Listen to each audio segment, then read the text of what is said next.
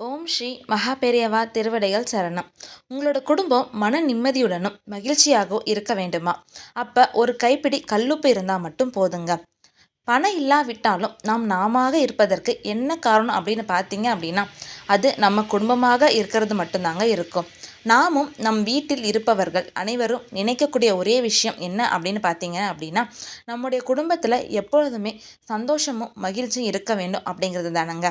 குடும்பத்தில் எந்த விதமான சண்டை சச்சரவுகளும் இருக்கக்கூடாது. மேலும் குடும்பத்துக்குள் பிரிவினை உண்டாகக்கூடாது.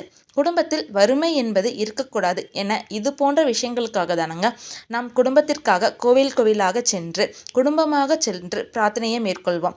ஆனால் இந்த விஷயங்கள் அனைத்தும் நாம் ஒரு பரிகாரம் செய்வதன் மூலம் ஒன்று சேர அனுபவிக்க முடியுங்க. அது என்னங்கிறத பற்றி இந்த வீடியோ பதிவில் நாம் பார்க்கலாம். பொதுவாக வீட்டில் குடும்பம் நிறைவாகவும் மன மகிழ்ச்சியும் இருக்க வேண்டும் என்றால் லக்ஷ்மி கடாட்சம் தேவை. அப்படி லக்ஷ்மி கடாட்சம் இருக்க வேண்டும் என்றால் அந்த இடத்துல கட்டாயமாக கல்லுப்பு இருக்க வேண்டும். ஏனென்றால் கல்லுப்பு மகாலட்சுமியோட அம்சங்க. ஆனால் தற்போதைய நாட்களில் பலர் வீடுகளிலும் கல்லுப்பு என்றது மறந்து தூளுப்பு அப்படின்னு சொல்லிட்டு பயன்படுத்துகிறாங்கங்க. இதனால தான் இப்போதெல்லாம் பல வீடுகளில் குடும்பம் மன நிறைவுடனும் மகிழ்ச்சியுடனும் இருப்பதில்லை. இருந்தாலும் இன்னும் சில வீடுகளில் கல்லுப்பை வாங்கி பயன்படுத்துகிறார்கள்.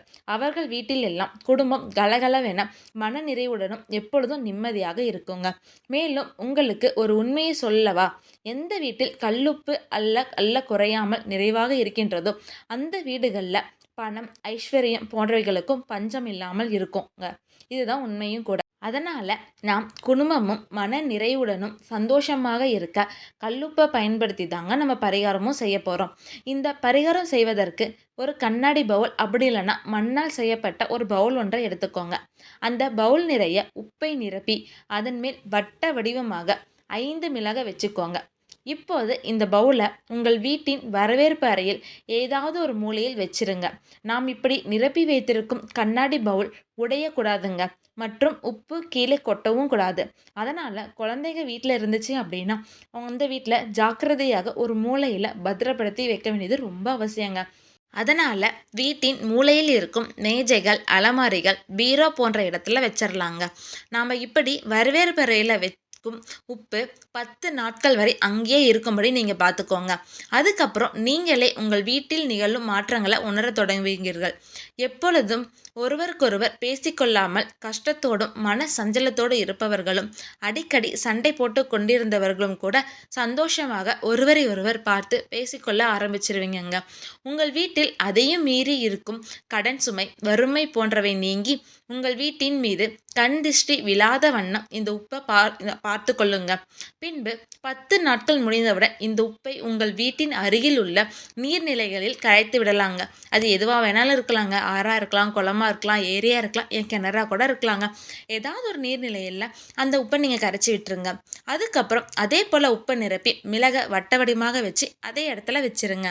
நம் வீட்டில் இருக்கும் சில நபர்களுக்கு வித்தியாசமான முறையில் இந்த பிரச்சனை இருக்கும். அவர்கள் பகல் நேரங்களில் அவ்வளவு சந்தோஷமாக இருப்பார்கள். ஆனால் இரவு நேரம் வந்ததும் நிம்மதியான தூக்கம் இருக்காது. கடந்த காலத்தை நினைத்து வருந்தி கொண்டே இருப்பார்கள்ங்க. எதிர்காலத்தை நினைத்து கவலைப்பட்டு கொண்டே இருப்பார்கள். இப்படியாக இரவு முழுவதும் ஒரு சிந்தனையில் இருப்பவர்கள். இவர்களும் மனமகிழ்ச்சியுடன் இருப்பதற்கு ஒரு பரிகாரம் உள்ளது. அதாவது ஒரு மஞ்சள் துணியில் எடுத்துக்கொண்டு அதில் ஒரு கைப்பிடி அளவு கல்லுப்பை வைத்துக் கொள்ளுங்கள். பின்பு இதனுடன் 10 மிளகு சேர்த்து ஒரு முடிச்சாக கட்டி அவர்கள் தலையணைக்கடியில் வைத்து தூங்கிருங்க.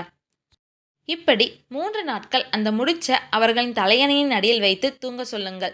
பின் 3 நாட்கள் முடிந்ததும் அந்த முடிச்சோடு உப்பை எடுத்து கொண்டு போய் உங்கள் வீட்டின் அருகில் உள்ள ஓடும் நீரில் நிலைகளில் போட்டுவிடுங்கள். இப்படி செய்ய முடியவில்லை என்றால் நீங்கள் முடிச்சுக்குள் வைத்திருக்கும் உப்பை எந்த காரணம் கொண்டும் தொடக்கூடாதுங்க. ஏனென்றால் உங்களை சுற்றியுள்ள எதிர்மறை ஆற்றல்கள் அனைத்தையும் அந்த உப்பு ஈர்த்துவிடும். அதன் பின்பு ஒரு பெரிய டப்பாவில் தண்ணீர் எடுத்து உப்பில் உங்கள் கைப்படாமல் அந்த டப்பாவில் உப்பை கரைத்து விடுங்கள். பின் அந்த தண்ணீரை உங்கள் வீட்டில் அருகில் மனிதன் கால்படாத இடத்தில் ஊற்றிவிடுங்கள். அவ்வளவுதான். நம்பிக்கையோடு இதை செய்து வாருங்கள்.